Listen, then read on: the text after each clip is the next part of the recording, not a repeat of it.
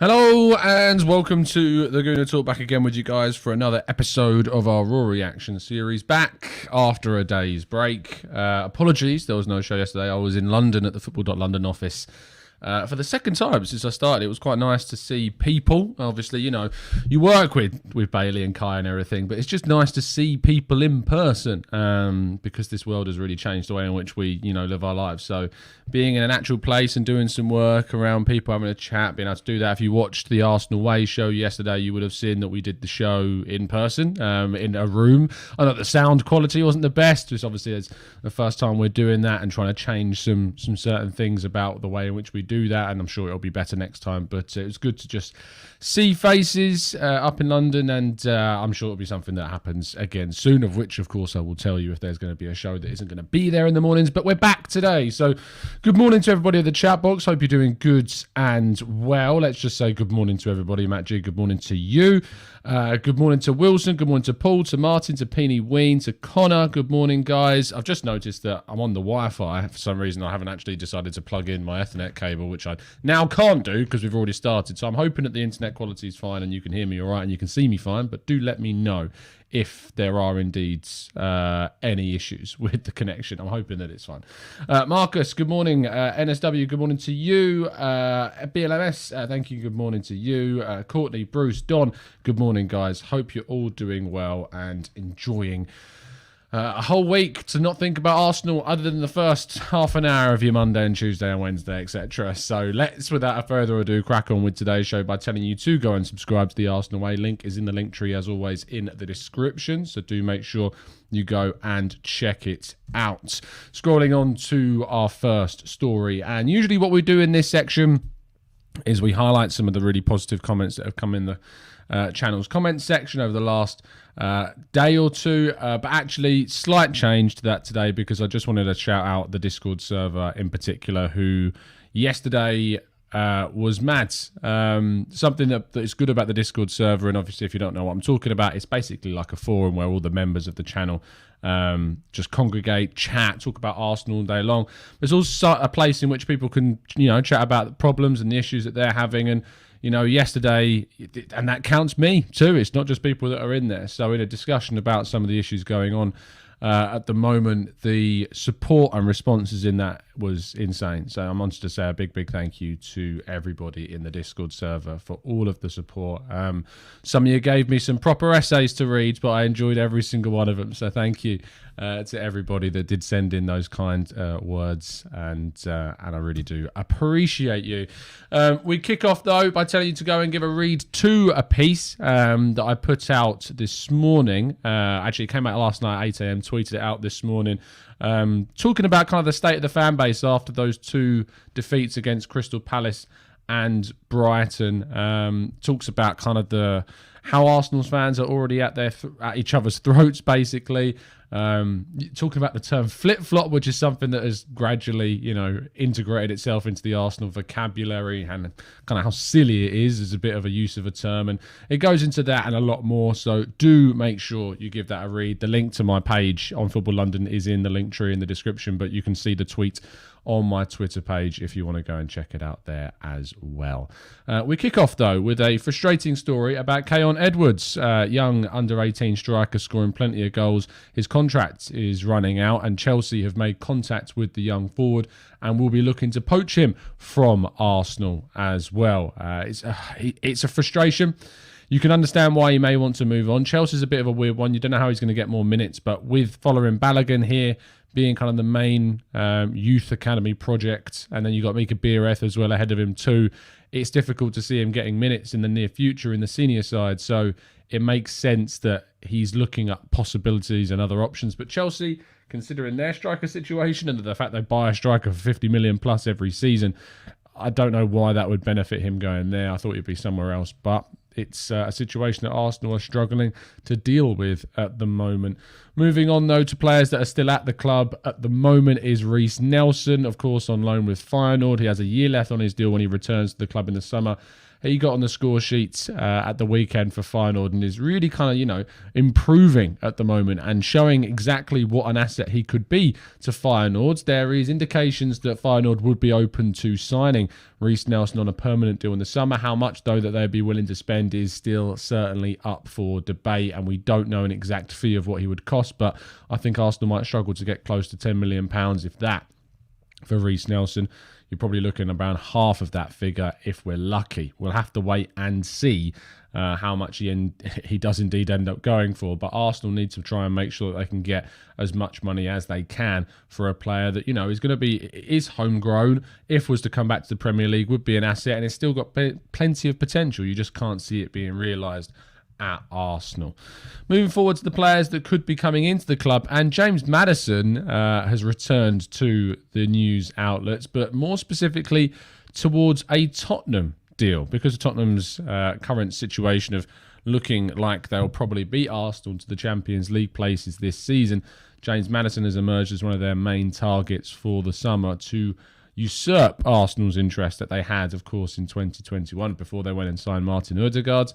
Arsenal still said to have an interest in him, although where he would play in the team is still a little bit uncertain. You would imagine that left centre midfield slot where Xhaka is playing kind of a more advanced position, but Spurs look to be the more likely to land the England midfielder. Arsenal, however, could have a good chance of signing Douglas Luiz in the summer if they do intend to push ahead with a deal for any of their midfield targets.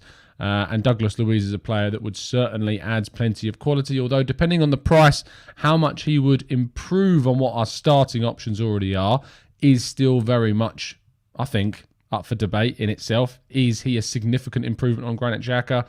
Is he going to give us a lot more than Granit Xhaka? I think there's a discussion to be had there, and is the amount of money that he would cost worthy of that replacement?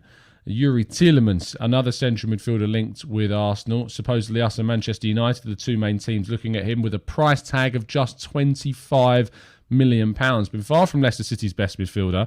In fact, James Maddison and Dewsbury Hall, you would say, have been better than Tielemans this season, although perhaps because of his contract situation, which will be just a year in June, that is probably having an effect on his mindset and mentality and the way in which he's playing. Although, that being said, do we want a player with that kind of fragility to their mental capacity? That sounds a bit harsh saying mental capacity, doesn't it? But I think you understand what I mean.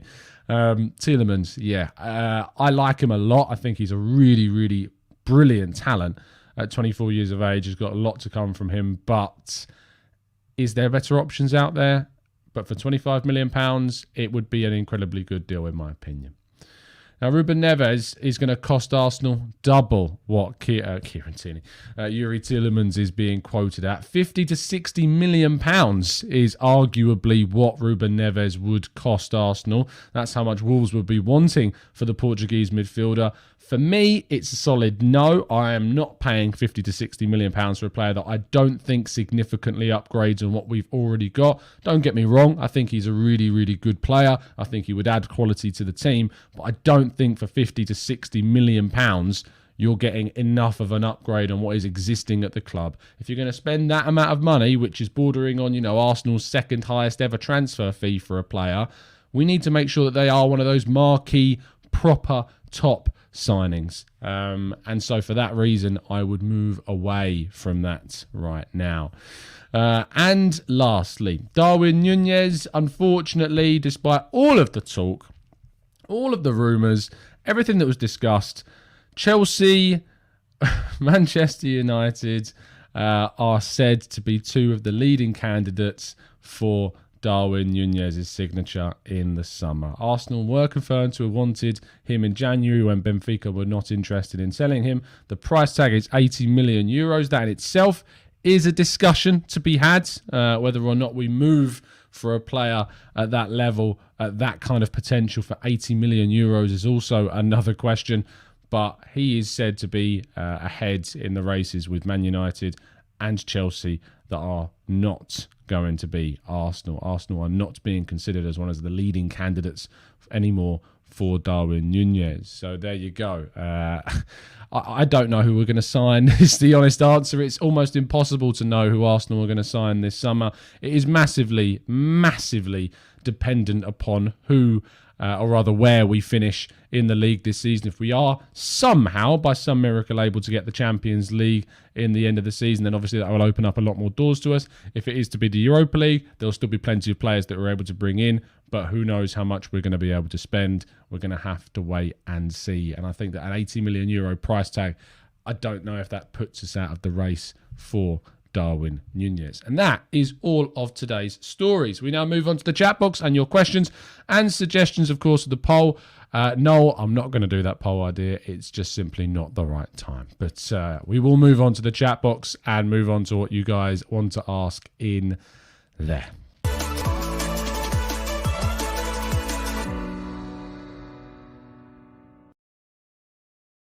Okay, if you've got any questions, now's your time to throw them into the chat. Isoa says, why not give Mika Bireth a chance to play as a super sub? It's a solid question because, you know, the characteristics of Bireth are very different to what we actually currently have at the club. He could come in, give us a little bit of a more physical aerial option. He's over 6 foot in height, and despite, you know, his inexperience at the senior level, is he a better option to bring off the bench maybe than Eddie Nketiah at times, or even Lacazette? What so far he's shown this season? Maybe. I wouldn't mind seeing him on the bench whatsoever. Xander says, morning, Tom. Pablo Mari wants to stay in Serie A. How much should we ask for? He's a player with, 2-3 years? I think 2 years left remaining on his deal at the end of this season. I think you should be looking again for something in the range of £5 to £10 million. We spent around that much. You want to try and recoup as much as that money as possible. He's not playing for us. He's doing okay for Udinese. He's been one of their better players. I think that when you consider how much potential is still left, you know, he's in his prime years, 27, I think, years of age. He's only going to maintain that level for a number of seasons before, you know, I say that, but centre-backs kind of mature into their 30s and do quite well, especially of the style of Marie, who's not the quickest, more about positional awareness, passing, etc. So I think we could get a decent figure and try and recoup as much money as we paid for him as possible. So that is where I sit on that one. You see, it says, Tom, thoughts on Barca wanting Gabriel this summer? Gabriel as in Magalhaes. I've not personally seen that link, but I don't doubt that you've seen it yourself. If that is the case, then Arsenal, if they are going to move him on, should be looking for a massive fee, but I don't think they should be looking to move Gabriel on at all. I think Gabriel has been part of this improvement in our defence, and when Saliba returns, we need to see that group together. We need to see a group of really strong centre-backs available to us in the summer. Big Fat Savlaki says, do you think Tammy Abraham would be an achievable target? He is my favourite. Roma would be asking for a silly figure. There's no doubt in that they would be asking for a ridiculous amount of money to sign Tammy Abraham. Now, after one season, he's probably doubled his market value at this stage. He's done very, very well there. That being said, he does still miss a lot of chances, and that is maybe something that would slightly put me off going for someone like Tammy Abraham for the price that he would cost. At what Roma bought him for, it would have been a really good move, but now I think that ship has probably sailed. Wilson says, do you see Spurs dropping points from now until the end of the season? Yeah, I do. I think they'll drop points against Liverpool. I hope they drop points against us. I can see the Brentford game being a very tricky fixture as well, possibly too. Who knows? And they're Spurs. Spurs tend to do funny things when the pressure's on at the end of a season. Maybe that won't happen. Fingers crossed it will. Let's wait and see. Sinistera or Cockchew, says Manu, bringing up the Feyenoord players here. Who do you fancy the most? Reece is too expensive for Feyenoord with their stadium rebuild. Moller is a fan favourite, but doubt he will ever play for Arsenal. What are your thoughts? I think that what will happen is that Nelson will be sold elsewhere. We won't sign either of those two players, even in kind of a player plus cash deal. I think we'll move for someone else, especially in kind of a wider role. I think they're looking at significantly higher leveled kind of players over Sinisterra and Cockchew. So I think that's probably what will end up happening. And Nelson will move somewhere else, maybe to a Premier League team at the lower end of the table. Jeremy says, I feel Arteta and Edu should be working overtime to iron out their priorities on the shortlist so they don't end up scrambling at the end of the window. Get Ruiz and David, and let's get Champions League football. Reese says, will there be a war chest this summer? I hope so. I'm hopeful that there will be, and the indications is that Arsenal are planning a significant spend. That will depend partly on whether or not we get Champions League football and how much we have available to spend. But still, even with the Europa League, Arsenal would be looking to spend some money. And he says, morning Tom, with Partey injured, why hasn't Jack-Henry Francis been promoted to the first team squad? I think, Andy, the question is more so, why hasn't someone like Miguel Aziz or Charlie Patino, since returning from injury, come back into the squads on the bench? I think that's more of a question because they're ahead of Jack-Henry Francis in the pecking order of the youth team. So before you see him, you will certainly see them, I think, ahead of him in the pecking order. Suffolk says, Chelsea game will be crucial to our top four hopes. It is the trip to Stamford Bridge and the North London derby where we must show the grit of a top four team. And if we don't, we might not be top four worthy. Do you agree? I think whatever happens in the Chelsea game, if you can get points from that, it's a bonus. No one's expecting us to get points in that game at all. No one's expecting us to go to Stamford. But to be honest, there's not many people expecting us to go to St Mary's at the weekend and play brilliantly well and take all 3 points comfortably with how we've been playing. So if we can go to Stamford Bridge and take anything from that game, it would be a massive bonus to what we want to try and achieve this season. Peony Ween says, do you fear that we'll see Xhaka out of midfield again? Yeah, absolutely. Because I can't see Tavares playing for us again. I hope I'm wrong. I really hope I'm wrong. But with the way in which Mikel Arteta has handled certain players, when he seemingly doesn't like someone, they don't play. And it really, really, really costs us. I kind of hope that we go to a back three against Southampton, build up from the back and get that foundation back again.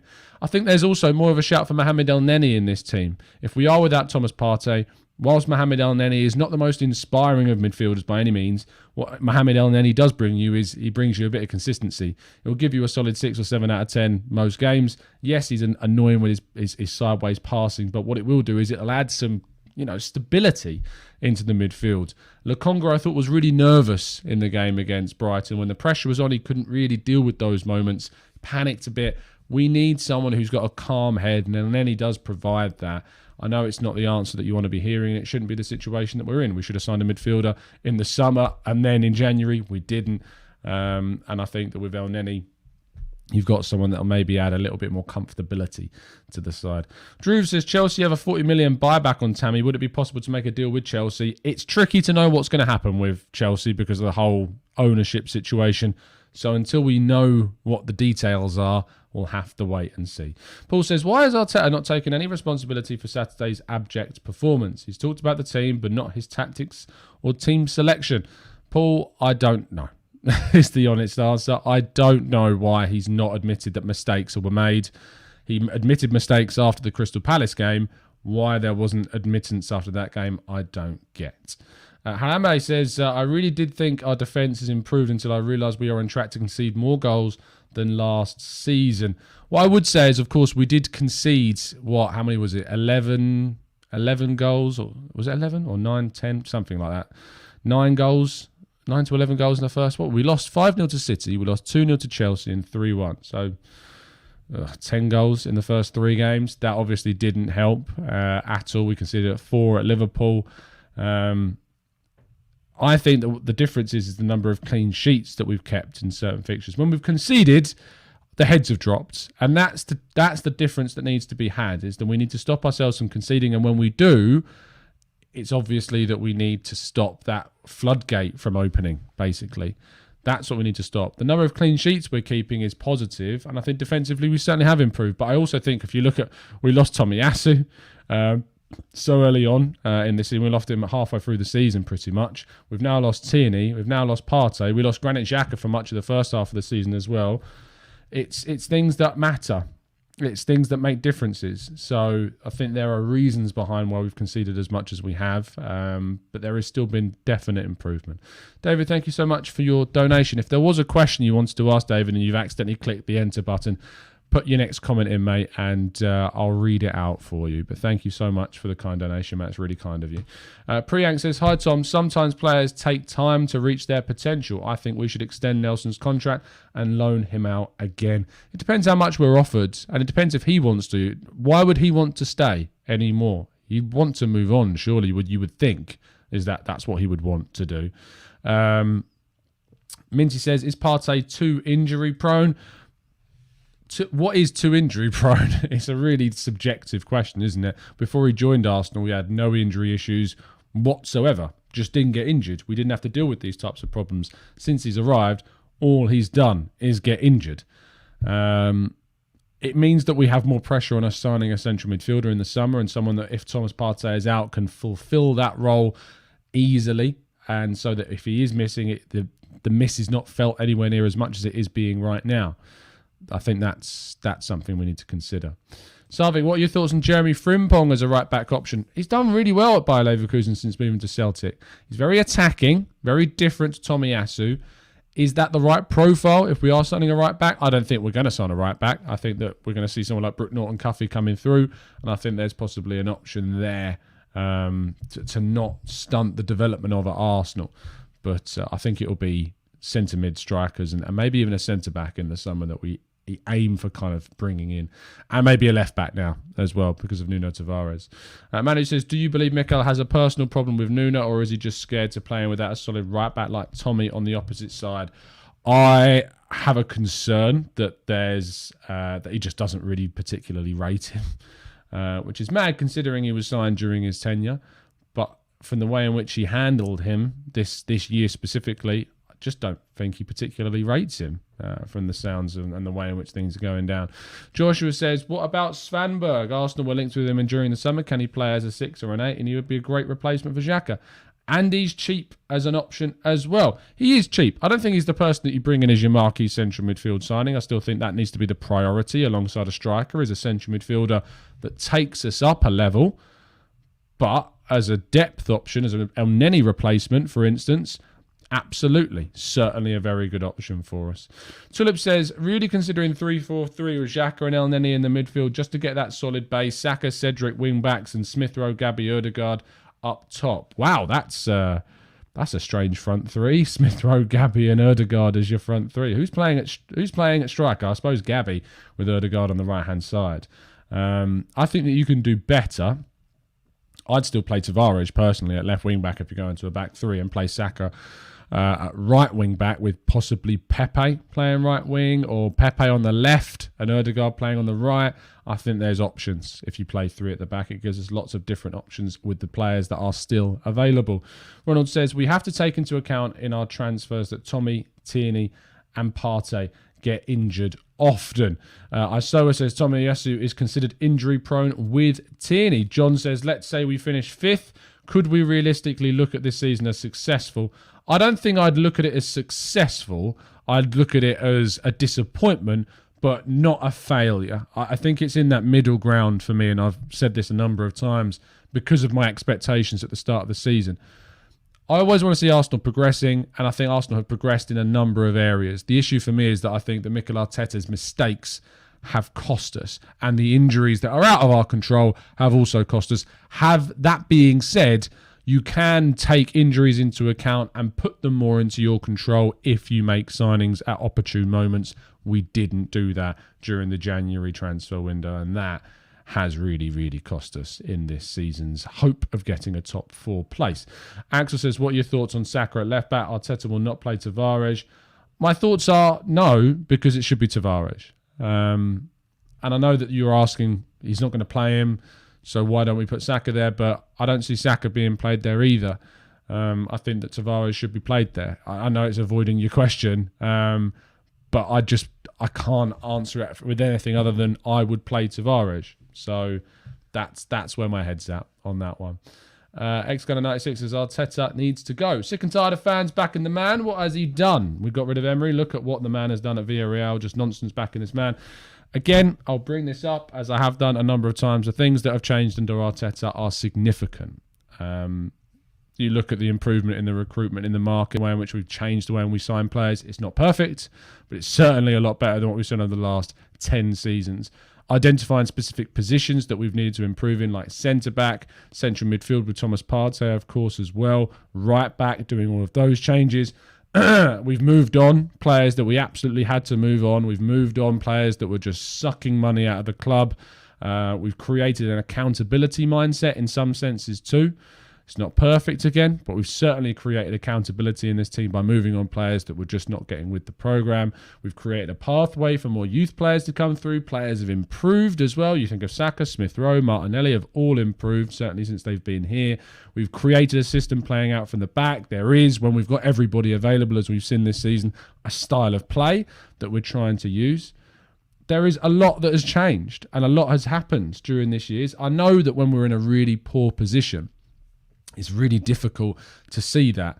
And I know that a lot of people use the word standards, which gets used a lot. Arsenal should be winning titles. Arsenal should be back in the Champions League. That isn't without a doubt. But it is just my opinion that it's going to take time for us to overcome the mistakes of more than 10 years. And that doesn't happen quickly. That being said, if it is possible that Arsenal can get in a better coach that will continue to do the good work behind the scenes that Arteta, I believe, has done, then I'm all ears for that and I'm all open for that. It has never been about Arteta being kind of this, prophet, if you will. It's never been about that. No person is bigger than Arsenal Football Club at all. Nobody. Not one person.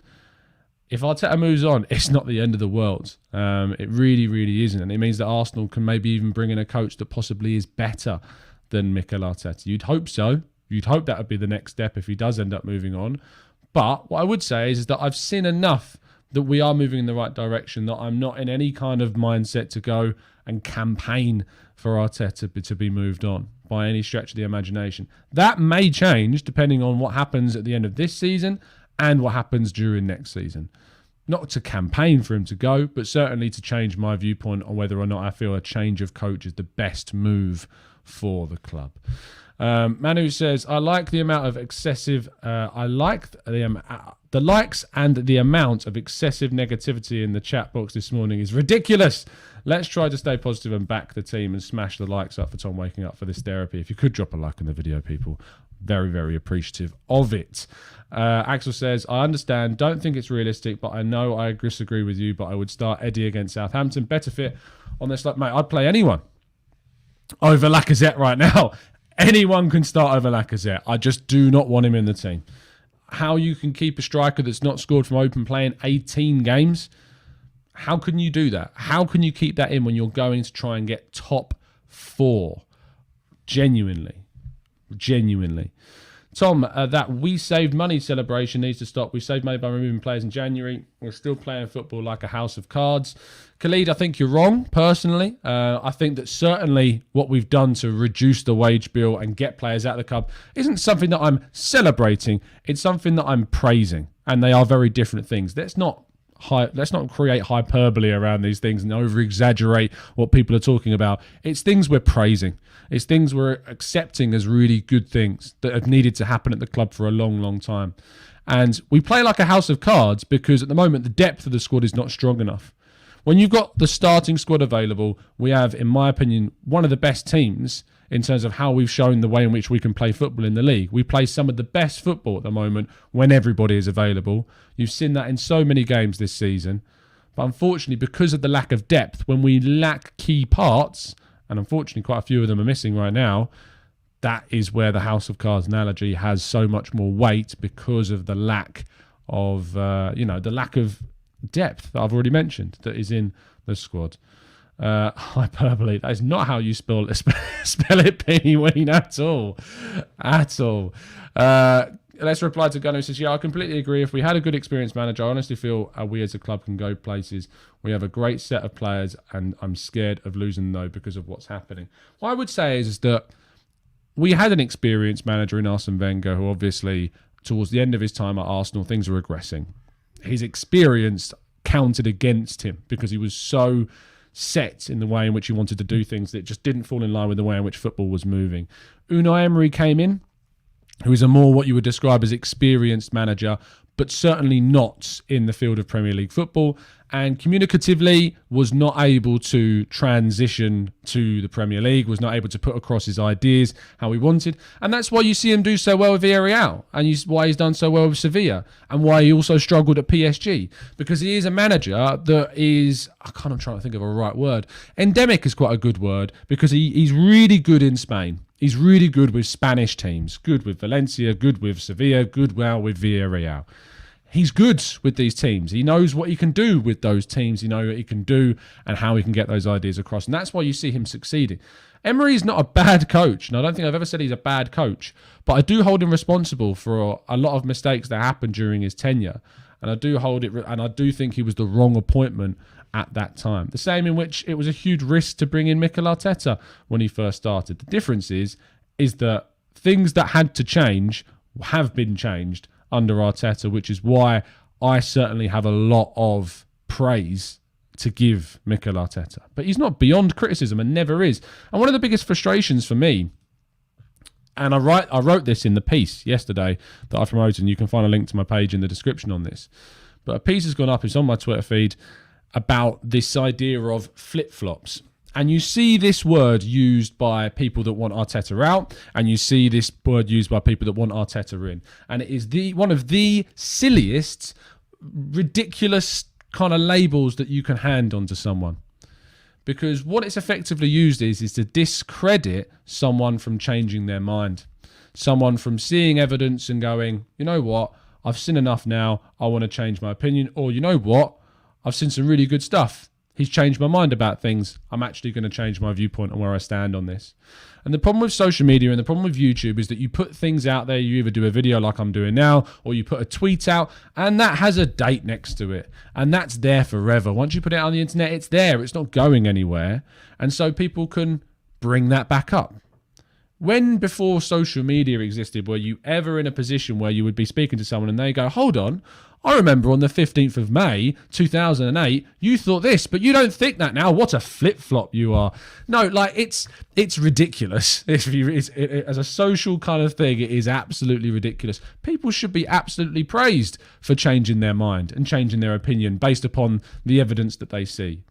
If we play badly, I'm going to criticise Mikel Arteta if the mistakes like we saw against Brighton happen. I'm going to criticise them. If we go and play really well against Southampton and he gets the team news right and we play in a really good way and he manages to overcome the injury issues that we've had and get a really good result, I'm going to praise that because that's what you should do. You're not married to this idea that if you don't want the manager there, you can't give praise. Or if you love Arteta so much that you think he should stay forever, that you can't criticise him. This mindset of the Arsenal fan base is so strange, or should I say for a section or for some of the Arsenal fan base, is such a strange dynamic. It's really odd.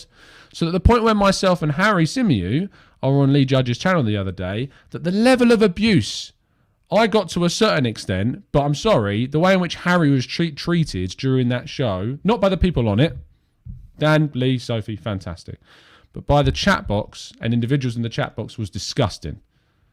So the level that it's getting to the point where people are racially attacking Harry, it's disgusting. That's where we're at right now as a fan base, is that there are, unfortunately, sections, plenty of individuals that think that's okay, think that's fine to abuse. If you have a different opinion to someone, if you have a different viewpoint, if you hear what someone says about Arsenal and they've said it, you know, they've not sworn, they've not used expletives, they've not been abusive, they've not been over-exaggerative, and your reaction is to abuse back, you know, to throw out insults, to question their sanity, to question their intelligence. If that's your reaction over actually responding in a way and going, why do you think that? Or here's what I think, and here's why I don't agree with your point, and here's a list of reasons why, and actually the quickest response is to abuse, then you're the problem. It's as simple as that. And you're certainly not part of what I would consider the Arsenal fan base as it should be. Because if you're a fan base of a team, you support the team, you can disagree all you want, you can criticise as much you want within reason. Because there's a fine line between criticism and abuse. And once you start calling players this, that and the other, and once you start insulting people, you cross that line and you're not a fan anymore. That's just the way that it works, because fans shouldn't abuse their players. It's just not part of the definition of what a fan is. So it's all about taking in different viewpoints, having discussions. And I actually thought, when you listened to the debate on the channel the other day with Lee, that chat with me, Harry and Sophie and Dan and Lee was a great debate. It was a great discussion about where Arsenal are at right now. Harry put a lot of really good points in defending the situation and contextualising where he's at with his view on the managerial situation and on January as well. I disagree with Harry's viewpoint on January personally, but we had a really good debate about that, and that's the difference. That's the difference. Ian says, we need Tomiyasu as soon as possible. I think he would solve our issues tactically somewhat. Flip-flop is a word used by people who think their judgment is the word of God, which is weird. Axel says, people need to understand the difference between abuse and constructive criticism. We are a fan base and love the club and want the best for Arsenal, both in good and bad times, and love to analyse. It was good, Schrodinger's cat fly. It was a really good chat the other day. Absolutely.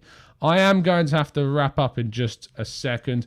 No Sleep says there is an extremity amongst football fans in general, both those who would change their mind every game and those who refuse to ever change their opinion are extreme. This is another thing that comes up, and I was having a discussion on Twitter about this the other day. I've not personally seen this idea of people that change their mind every game. I've not seen this yet. I'd love to someone to send me the examples of what they mean when they talk about this. And, I'm fairly active, as you know, on social media, but I've not seen examples of people that change their mind every game. What I think actually is happening is that because Arsenal have hundreds of thousands and millions of active fans on social media, that people see a collective of responses from a lot of people that say one thing after one game, and then a different set of people collectively say the other thing after a different game. And the perception of that means that people think that the minds of others are changing every single game when really they're not. But do let me know if you know of any examples that I can see of someone who's changing their mind about the manager every single week. I'd love to see it because I personally haven't seen it yet. So I don't know what this thing is, but I think there's a reason from a social kind of perception standpoint why people think that it exists, but I don't think it actually does. I'm going to try and do another show this afternoon, people, so you'll have more than one show today because there was no show yesterday. And other than that, I'll be back at 8 a.m. tomorrow morning as well. I hope you have a fantastic day. Do go check out the Arsenal Lounge. Myself, Mo, Shaheen and Lev had a really good chat last night about Brighton, about the situation, about January. And of course, as I've mentioned, go and watch the show I did with Lee and Harry and Sophie and Dan over on Lee Judge's TV as well. On tomorrow, I'll be having a good chat. Fingers crossed. I won't spoil who the guest is just yet, but I'll be having a good chat with someone who I personally don't I don't share a lot of the same viewpoints, and that usually creates a lot of good discussion and conversation.